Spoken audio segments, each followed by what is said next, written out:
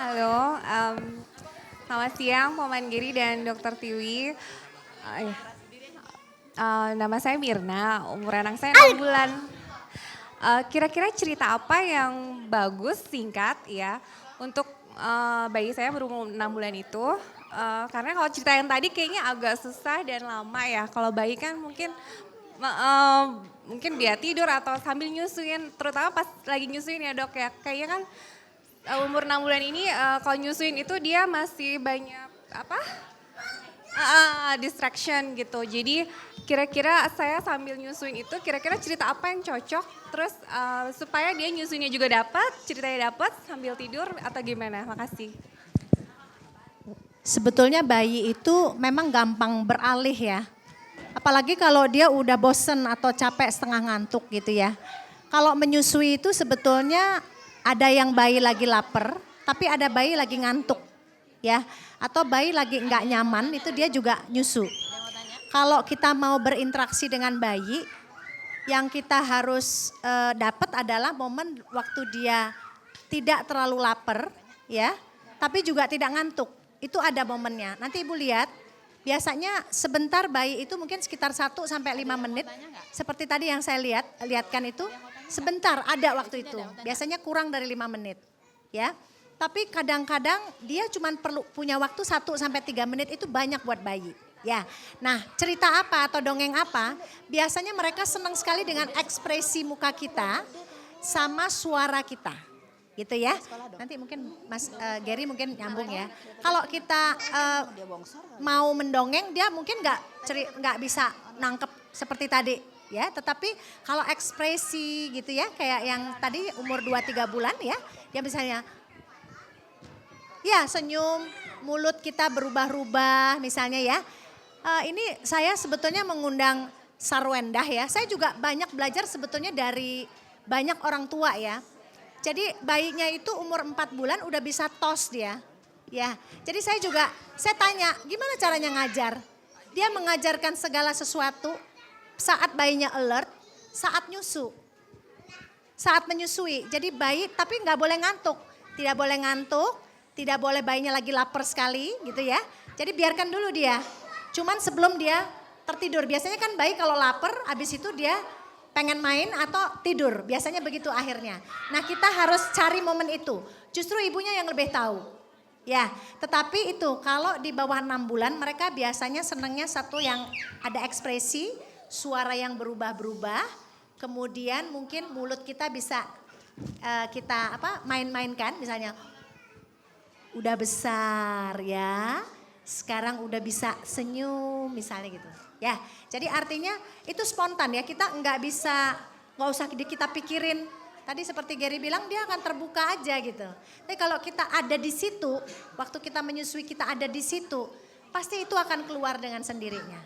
Ya, saya juga sama kalau meriksa bayi, nggak bisa kita atur-atur harus ngapain. Tetapi kita ngelihat bayinya itu keluar aja sendiri. Pasti ibu juga akan bisa memanfaatkan momen-momen yang lebih bagus lagi dengan bayi. Jadi mungkin Saya mau menambahkan sedikit mengenai masalah apa yang tadi Tante Tiwi sempat sampaikan ya. Jadi kalau bayi dia nggak ngerti cerita, udah deh, nggak apa-apa, nggak usah kita bingung plotnya mesti gimana, alur ceritanya segala macam. Dia mimik sama nada suara. Nada suara yang memberikan dia safety itu sudah diajarkan sebenarnya oleh nenek moyang kita dulu. Ingat dengan masalah timang-timang, senandung, tak lelo, lelo, lelo, ledo. Gak ngerti artinya, tapi entah kenapa secara emosional si bayi itu punya secure di situ. Sebenarnya itu yang namanya intinya mendongengnya. Jadi ada nyambungnya kata-kata yang saya tidak bilang bodoh, tapi ini juga sering dilakukan. Ini anak siapa sih? Anak siapa? Ya kan pasti anak kita ya. Kenapa kok mesti nanya-nanya? Tapi itulah komunikasi yang terjadi. Ya, jadi materi nggak usah pusing, terus berbicara, mimik, tatap mata, berubah gitu ya. Ada nada suara, la la la la la la, anak cakep, siap. Itu aja. Itu terus nanti lama-lama akan masuk. Silakan. Kalau misalnya saya kasih buku kan, saya suka ingin buku, terus malah dia robek-robek bukunya itu gimana? Jadi bukan Sebetulnya, robek semuanya. ya, Dia emang suka buku sih kayaknya. Ya, tapi sebenarnya bayi ya, saya juga belajar dari, saya juga belajar banyak dari orang tua. Gimana sih ibu bisa melakukan memperlihatkan gambar pada bayi ya. Biasanya mereka sekarang malah bagus-bagus ya, buku itu ada yang dari plastik, ada yang ada suaranya gitu ya. Sebetulnya kita lakukan aja terus-menerus. Maksudnya itu bisa kita lakukan waktu di rumah, tapi juga kita lakukan waktu saat di kendaraan. Saya sering memberikan, itu bukunya tuh ada ya. Saya sering memberikan input pada ibu ya. Kalau kita mau belajar bercerita di dalam mobil misalnya, dia nggak harus kita jauh. Memang kita mau melakukan latihan, memberikan gambar atau satu ide saat dia dalam perjalanan supaya enggak keluar tuh iPad sama handphone ya. Cuman kita memang mau ngajarkan dia di dalam perjalanan itu supaya dia tenang gitu ya. Jadi bukan kita mau pergi yang 1 jam terus kita baru sekarang ngajarin, tetapi kita memang mau dalam rangka melatih dia untuk mendengarkan kita atau berinteraksi dengan kita saat di dalam kendaraan. Jadi artinya tidak mendongeng itu tidak harus saat menyusui, tetapi di mana saja yang dia dalam keadaan segar. Dan itu bayi itu nggak lama begitu. Cuman kita bisa lakukan dengan bervariasi sehingga lama-lama itu retensi perhatiannya akan lebih panjang. Ya, jadi dan itu perlu latihan, itu perlu dicoba, itu perlu praktek. Mendongeng itu bukan teori, tetapi sesuatu yang kita harus kerjakan berulang-ulang dan biasanya pasti akan dapat. Tapi lakukan yang penting. Ya. Terima kasih Dokter Tiwi dan Paman Geri. Ini tadi sudah saya informasikan bahwa selain kita yang ada di ruangan ini, You Doctors dari Telkom juga melakukan webinar. Jadi seminar secara web. Ada 2 ibu yang bertanya, satu ibu yaitu Ibu Renita menanyakan mendongeng itu cocok untuk anak usia berapa? Apakah untuk anak usia 7 tahun sudah terlambat untuk didongengi? Mungkin untuk Paman Geri, silakan. 7 tahun belum terlambat untuk didongengi. Tapi itu 7 tahun kan biasanya kelas 2 SD ya. Tapi yang jarang diketahui oleh orang tua atau teman-teman pendidik atau guru adalah kontennya. Kadang-kadang menganggap kelas 2 itu masih cocok untuk didongengin putri. Mereka udah agak sedikit lebih dewasa. Jadi sudah mulai kenal dengan yang namanya fabel. Fabel itu artinya cerita-cerita tentang hewan yang mereka menjadi personifikasi hidup. Jadi si singa ketemu sama ini gitu ya. Itu bisa dipakai. Jadi cocok kalau 7 tahun pakai apa dongengnya, bisa pakai fabel, bisa pakai sejarah. Jadi belum terlambat ya? Belum terlambat. Oke, terima kasih. Ada lagi nggak yang di sini mau bertanya? Oke, kita selang-seling. Ini juga ada juga satu ibu, nanti kita simpan dulu. Silahkan Bu. Selamat siang Om, perkenalkan nama saya Yuni Kusnadi. Di sini saya mau menanyakan kepada Om Jerry, ada nggak Om tips buat para suami biar bisa dan mau belajar untuk mendongeng? Karena Cika ini kan umurnya 6 bulan lebih 1 minggu. Cika itu udah bisa diajak ngobrol, belajar mimik sampai saya bilang, Hani kalau ngobrol itu nggak perlu pakai ornamen apa-apa, cukup intinya tergantung kemauan. Nah yang saya mau itu kira-kira Om Jerry punya tips atau kiat buat suami saya enggak? Itu aja. Terima kasih.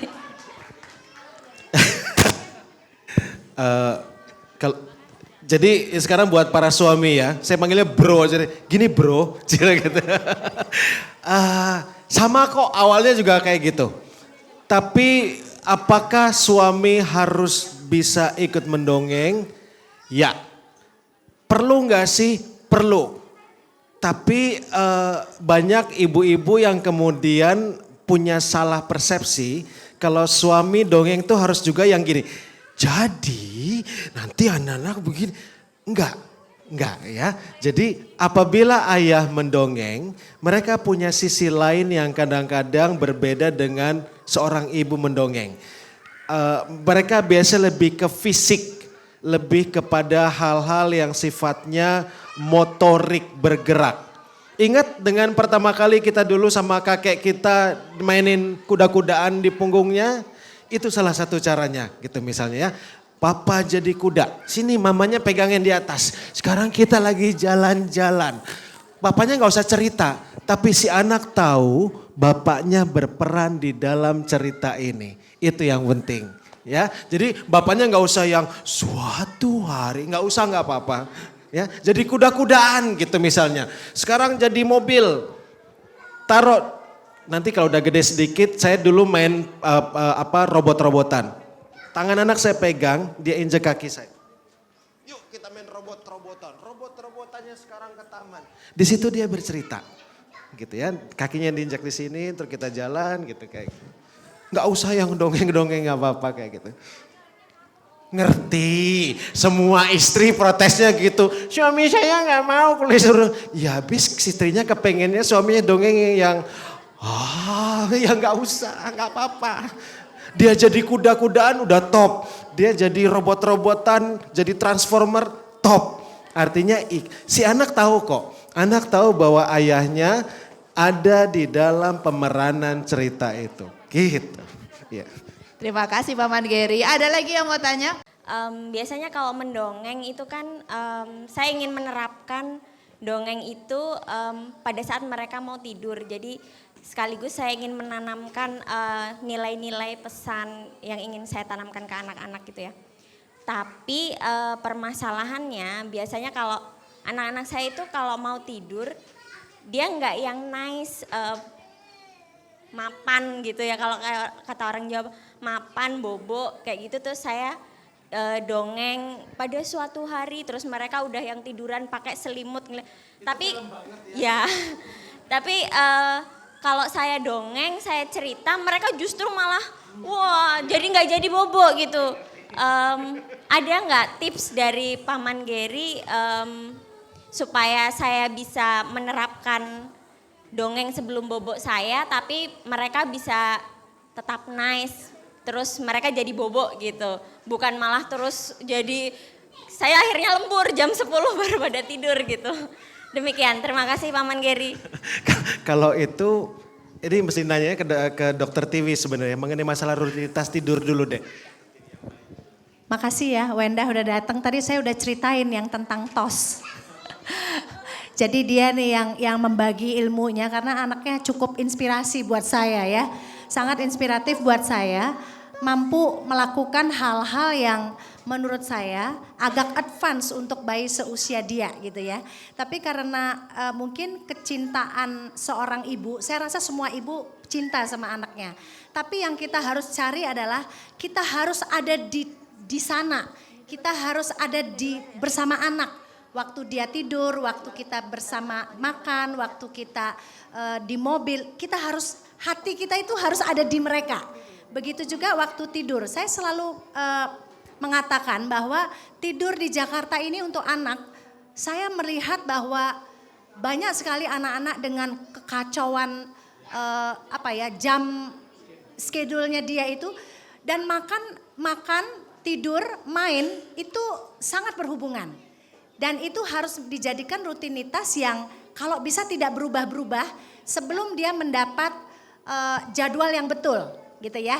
Jadi saya selalu kalau di rumah sakit kan mandi bayi itu jam 5 ditarik semua. 5:30 mereka udah rapi, jam 6 itu udah rapi bayi semua. Ya, kemudian dikembalikan ke ibu untuk nyusu ya, misalnya 6:30 jam 7. Habis bayinya nyusu, ibunya makan. Bayinya biasanya tidur habis itu ya. Kemudian ibunya sudah makan, ibunya istirahat sebentar lagi bayinya bangun. Ya, kemudian sudah siap menyusu lagi misalnya gitu ya. Nah tetapi saya melihat bahwa kadang-kadang itu kacau. Sehingga bayi gak punya pola. Kalau bayi gak punya pola sesudah menjadi anak sama dia tidak akan punya pola. 1000 hari pertama itu dihitung dari hamil. ya. 9 bulan plus 2 tahun. Itu harus ketemu polanya yang benar. Ya, jangan nanti bikin pola udah 3 tahun, itu terlambat. Ya, parenting class kita ini diadakan sebetulnya di bawah 2 tahun. Paling bagus kalau di bawah 2 tahun. Tadi ada pertanyaan yang 7 tahun bisa mendongeng, pasti bisa, tidak ada yang terlambat buat anak. Tapi caranya seperti apa?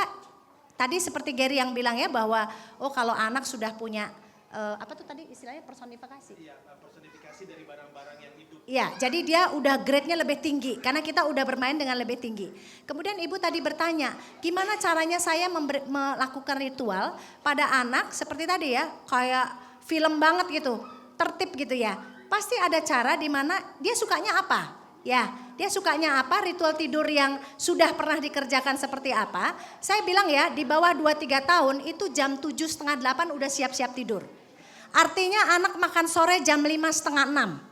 Ya, sudah selesai kegiatan jam 6:30, 7. Ya, kemudian jangan di mall. Artinya ibu tidak punya jadwal untuk pergi keluar, itu sebelum, jadi waktu mandi sore dia sudah di rumah. Ya, itu 2-3 tahun. Boleh nggak ke mall? Boleh, tapi jangan waktu dia mau istirahat. Ya, dia belum bisa dinner jam 7 di luar. Ya, kalau anak-anak di bawah 2-3 tahun. Jadi kita kiblatnya tentu saja ke anak. Nah sekarang kalau kita udah atur tuh main, tidur, dan makan, biasanya tidak akan ada kesulitan. Karena dia udah kenyang tuh, main gitu udah kenyang dia. Ya jadi waktu dia sudah mandi sore terus makan, sebelumnya itu dia udah main terus. Sehingga waktu tidur harusnya kebutuhan main dia sudah selesai.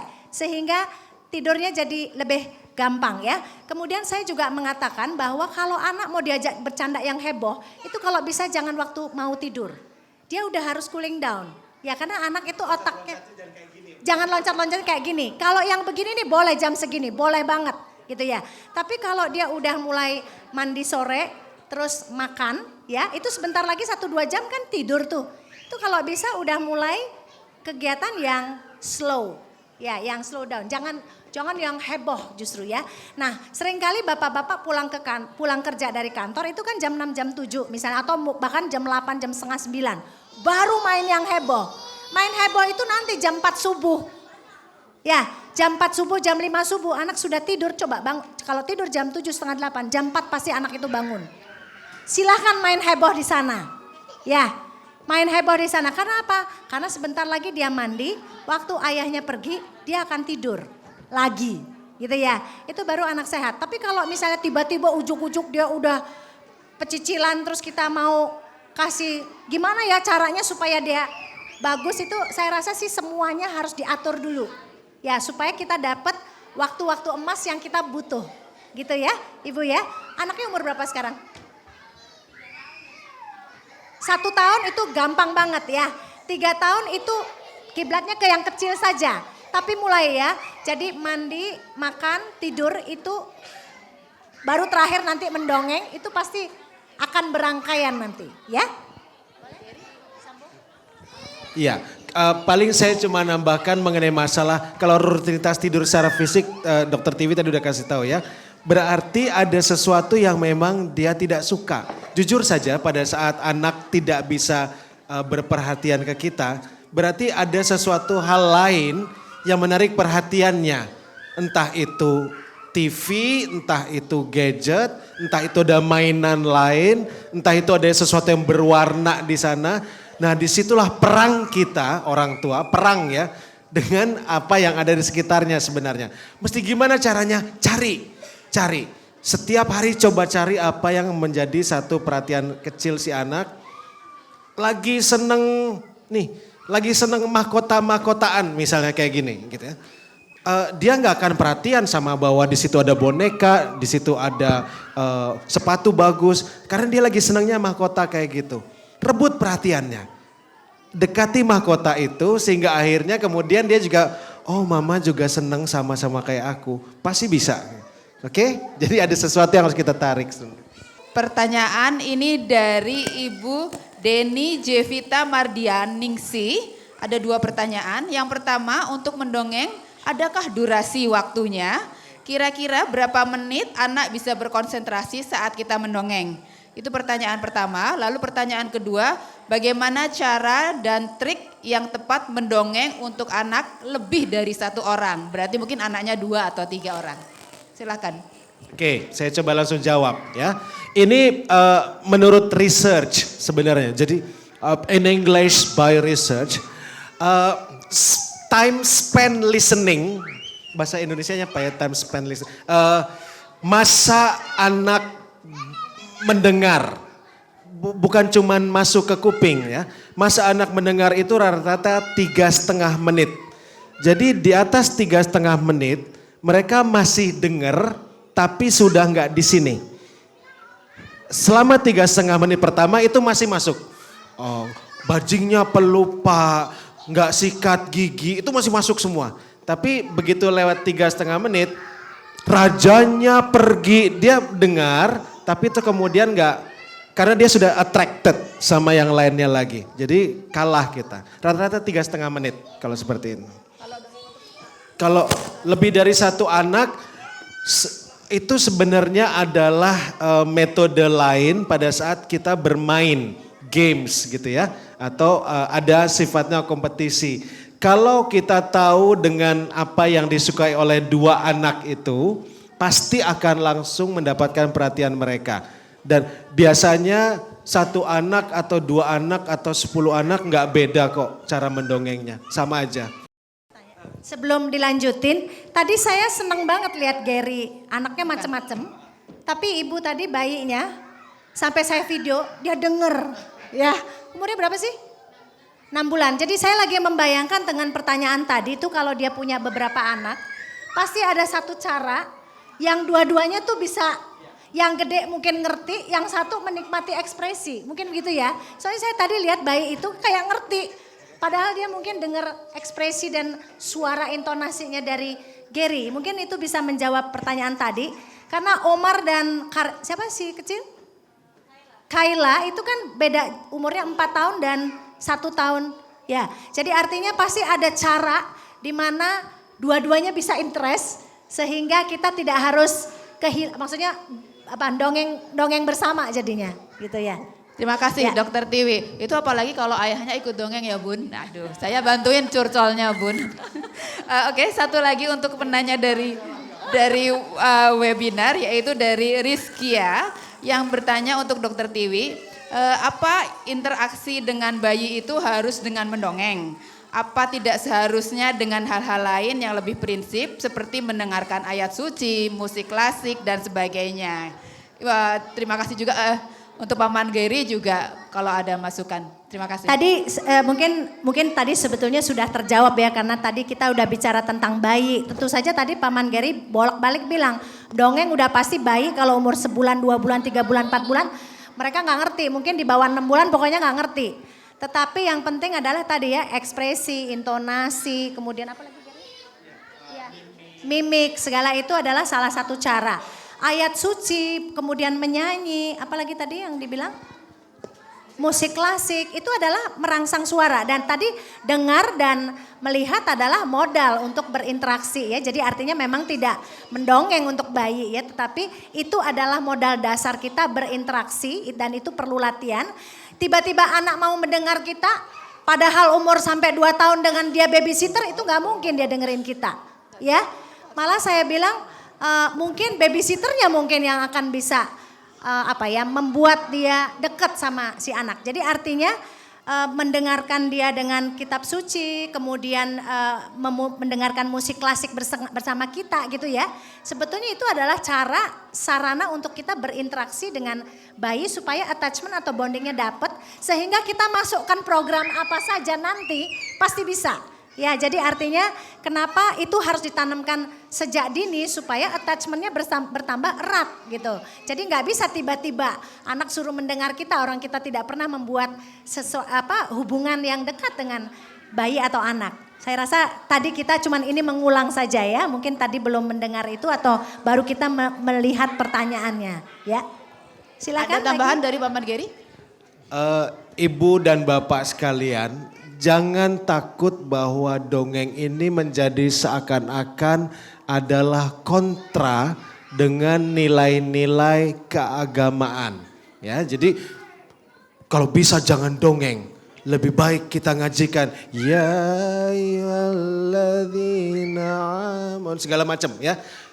Sebenarnya tidak salah. Mau mengajikan anak juga tidak salah, mau memberikan dongeng tidak salah karena ini ada salah satu metode. Tapi yang penting adalah attachment yang terjadi. Tapi apakah mengaji atau membacakan ayat suci bisa menambahkan kosakata, pengenalan huruf hijaiyah? Bisa ya, jadi nggak ada salah, tidak ada bertentangan dengan hal itu. Gitu. Terima kasih Paman Geri. Ada lagi yang mau bertanya dari kelas ini? Selamat siang Dokter Tiwi dengan Paman Geri, mohon maaf enaknya nggak bisa diam. Kebetulan saya Jangan disuruh diam. Kalau disuruh diam nanti dia aktif banget. Jadi saya pengalaman saya mengajar. Saya tadi barusan suster lihat anak saya jatuh. Terus saya diam, saya pasang tab, handphone buka filmnya dia langsung diam. Tapi pada saat tertentu anak saya juga mengalami, dia nangis, saya mau dongeng atau gimana juga sibuk banget kan sayanya, jadi mikirin soal ini anak mau jam berapa pergantian ngajar seperti itu. Tiba-tiba anak saya sudah diam, saya ketemu lagi nih dengan murid-murid yang minta didongengin juga. Sedangkan jam terbang saya kan mepet banget, saya bilang aduh gimana seperti itu. Semua seperti buku, komik, mewarnai, pensil warna, fotokopian bergambar semua saya siapkan di tas. Jadi itu anak mau apa saya hanya waktu 3-5 menit. Tapi nggak semua anak karakternya kan berbeda. Seperti itu, bagaimana untuk mengatasi seperti itu dengan waktu yang sangat signifikan, maksudnya sedikit sekali. Terima kasih untuk pengalaman untuk anak saya juga nantinya. Ya, selamat siang. Ada dua hal saya tangkap, gak apa-apa Dokter Tiwi ya. Ada dua hal saya tangkap. Yang pertama mengenai masalah gadget. Terus yang kedua mengenai masalah bisa cepat untuk mendapatkan inspirasi ya. Bapak Ibu sekalian, ini bukan cuma sekedar cerita, tapi sekedar informasi saja. Salah seorang pendongeng yang terbaik, banyak yang tidak tahu namanya sebenarnya adalah Steve Jobs. Steve Jobs itu terkenal dengan pendiri Apple Computer yang membuat iPhone, iPad segala macam gitu ya. Yang memimpin teknologi tinggi sehingga dia memiliki kekayaan luar biasa. Steve Jobs sendiri adalah seorang pendongeng sebenarnya. Sehingga kalau dilihat dari lambang Apple Computer, Apple yang tergigit, itu ada ceritanya sebenarnya. Steve Jobs pernah diwawancarai oleh seorang wartawan, waktu itu dia mengatakan begini, iPad sudah ditemukan, tapi apakah Steve Jobs juga memberikan iPad ini kepada anak-anak di rumah? Jawabannya ternyata mengagetkan manajemen karena Steve Jobs mengatakan, saya tidak akan pernah membiarkan anak-anak saya direbut perhatiannya oleh iPad. Padahal saya penciptanya katanya. Dari sini aja gambaran buat saya bahwa sebenarnya ada sebuah hal yang kita terlanjur direbut oleh sistem screen gitu ya. Sehingga perhatian anak-anak menjadi lebih cepat ke sana dibandingkan orang tuanya sendiri. Lalu yang kedua, untuk mengenai masalah cepat mendapatkan inspirasi, nggak ada jawaban lain, Allah bisa karena biasa. Learning by doing, dicoba terus, pasti akan ketemu. Jadi hari ini belum ketemu, besok terusin lagi. Hari ini ceritanya masih sama kayak kemarin, nggak apa-apa, terusin. Tapi kalau continue, nanti pasti ketemu. Gitu. Terima kasih Paman Geri. Kebetulan hari ini kita berbahagia ya. Wedah punya waktu untuk hadir di sini. Yeay. Terima kasih. Dari tadi kan para ibu dan bapak keseluruhannya satu ya, Ger, bahwa nggak punya waktu untuk cerita. Untuk seorang Sarwenda, gimana sibuknya kita tahu ya. Berbagi pengalaman sedikit dong Wenda, gimana sih supaya tadi sementara kata Dokter Tiwi, si kecil ini advance loh, lebih biasanya dilakukan oleh anak 5 bulan, dia 3 bulan sudah bisa melakukannya gitu. Boleh dong sharing sedikit? Halo semuanya, aku juga orang tua baru, bukannya yang udah advance atau kayak gimana enggak. Cuman aku aku tetap kerja, cuman aku lebih memprioritaskan semuanya ke anak aku karena masa-masa dia kecil itu nggak bakal bisa diulang lagi gitu. Jadi aku bawa dia kemanapun aku pergi, walaupun sedikit repot, tapi tetap nggak mau melewatkan momen sama dia gitu. Jadi walaupun dia masih ASI, jadi kalau bawa dia pergi susahnya kita harus tiba-tiba cari nursery room atau cari tempat yang bisa nutupin atau kayak gimana. Cuman yang penting dia diajak ngobrol terus, dia juga bakal ngerti. Kayak kemarin aku, kalau tiap kali aku syuting, malamnya aku bilang dulu sama dia, nah besok bunda mau syuting, anak yang pintar ya, jadi dia nunggu di lokasinya atau kayak gimana juga dianya tenang atau dia kadang tidur gitu. Jadi ya apa nak mau ngomong nggak boleh. Jadi ya menikmati setiap momen sama dia walaupun sedikit repot, cuman ya itu momen yang nggak bakal bisa diulang, itu aja sih.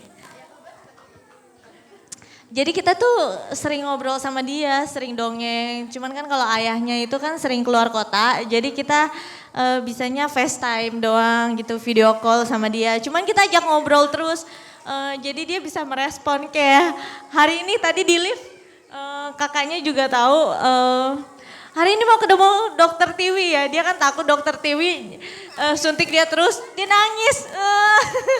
Enggak, hari ini enggak disuntik gitu, terus dia diam. Jadi dia sudah bisa mengerti gitu, minimal walaupun dia belum bisa jawab gitu. Cuman kadang dia juga bisa jawab sedikit-sedikit yang kayak, Alia ntar tidur ya, kayak aku mau jalan ke sini aku bilang dulu sama dia, Alia tidur dulu di mobil, karena nanti kalau di sini nggak bisa tidur, nanti Alia jangan berisik ya, jangan nakal. Dia jawabnya oke. Oke, tapi dia nggak tidur di mobil, tapi sampai sini dia diam gitu. Jadi dia ya lumayan bisa mengerti walaupun dia sebenarnya nggak bisa jawab, belum bisa jawab ya nak, tapi Alia ngerti ya. Ya, terima kasih ya Wenda. Saya sebetulnya menghadirkan Wenda di sini, satu dia public figure, dua dia menyusui tapi sama sekali nggak pakai botol sampai kebanyakan menyusui dan kebanyakan asinya ya. Sebetulnya gini, bayi itu ngerti, betul-betul ngerti. Seperti ibu kalau digigit payudara ibu, coba deh ibu bilang, nak sakit, terus aja bilang begitu. Nanti dia ngerti, asal kita nak sakit terus kita jangan ketawa, dipikirnya dia bercanda sama dia. Tapi bilang sama dia. Terus ada banyak ibu-ibu yang share, mama capek sekali hari ini, kita tidur ya. Bayinya ngerti. Justru saya tadi ibu guru tadi yang tadi bilang mau ngajar padahal saya harus dongeng sama anak. Kuncinya itu harus ada di situ gitu. Jangan berpikir kesana kesini ya.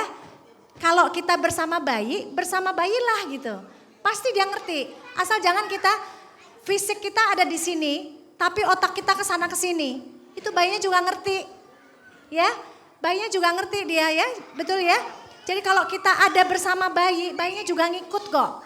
Saya selalu tadi udah bolak-balik bilang ya, binatang aja ngerti apalagi yang otaknya cuman sekecil banget, apalagi bayi. Bayi itu adalah manusia yang paling pinter. Otak dia itu paling bertumbuh. Coba kalau udah di atas 6 tahun susah. Kalau umur-umur segini justru paling mengerti. Jadi ibu mau mengajarkan apa saja, lakukan dengan sepenuh hati ya. Berulang-ulang pasti bisa. Ya itu yakini karena memang otak bayi paling bagus, paling pinter ya. Terima kasih. Satu pertanyaan lagi dari webinar untuk Paman Geri. Paman Geri, maaf ya, pengertian saya kalau dongeng itu ceritanya kan bohong. Benar nggak ya pengertian saya tersebut? Apakah ada efek dongeng yang berbohong itu bagi anak apabila sering dilakukan di usia balita? Bohongnya itu, nah ini berarti sudah bicara tentang masalah value ya. Imajinasi itu jangan langsung ditempelkan dengan bohong. Contoh, si kancil pergi ke bulan naik roket sama Omar misalnya. Apakah ini bohong? iya memang ini bohong. Tapi bukan berarti saya mengajak Omar untuk jadi kamu nanti bohong sama teman-teman. Kamu ke bulan naik roket sama kancil ya. Tidak. Tapi itu adalah sesuatu yang imajinatif namanya. Mengajak anak-anak itu berkembang kreasinya. Ya. Jadi yang bohong adalah mengajarkan bohong. Contoh mengajarkan bohong. Walaupun cerita ini sangat populer, tapi banyak yang tidak sadar bahwa cerita si kancil sebenarnya adalah pelajaran berbohong.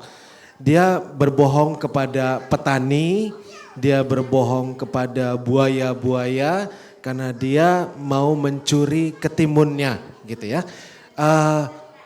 Yang harus dihindari adalah berbohongnya. Sama seperti tadi, kekerasan, seksual, masalah ras, itu sebaiknya tidak. Iya sayang, boleh. Jadi pada saat seseorang mengajarkan kebohongan lewat dongeng, itu jangan. Tapi kalau berimajinasi, apakah itu bohong? Kayaknya enggak. Ya, makasih.